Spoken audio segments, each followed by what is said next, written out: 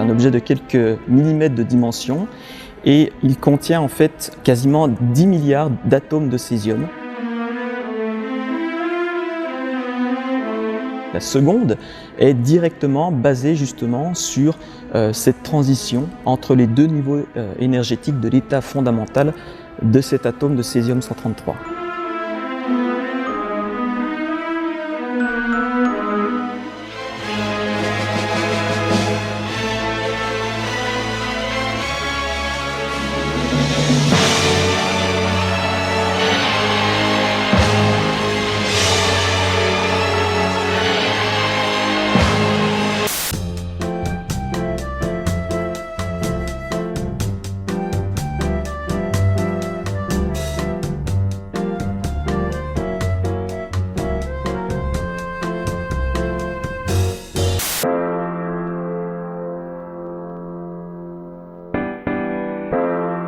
Donc on développe effectivement des horloges atomiques miniatures qui sont des références de fréquence ultra précises, basse consommation, qui vont avoir un volume typique d'environ 15 cm3 et qui vont avoir l'avantage de présenter une excellente stabilité relative de fréquence, une excellente précision si vous voulez.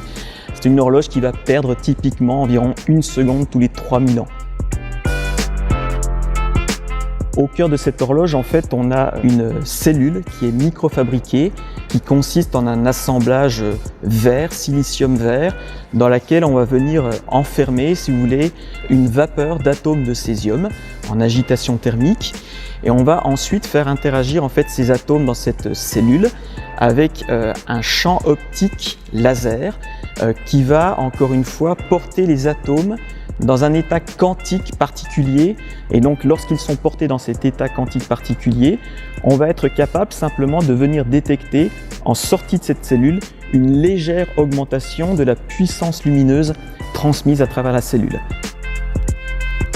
Il faut savoir que la mesure du temps, elle est aujourd'hui au cœur de multitudes d'applications que sont donc la synchronisation des réseaux de télécommunications, les systèmes de navigation par satellite, des systèmes radars par exemple dans des systèmes de défense, etc. etc.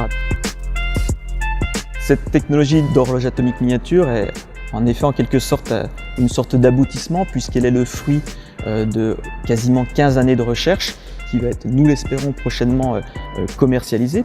Et évidemment, nous, en tant que laboratoire, en tant que chercheurs, on ne peut pas se contenter de ce premier aboutissement et on travaille dès aujourd'hui et depuis plusieurs années déjà pour réfléchir en quelque sorte aux micro-horloges atomiques de demain qui, nous l'espérons, présenteront encore des performances supérieures à celles que nous avons démontrées avec ces premiers exemplaires.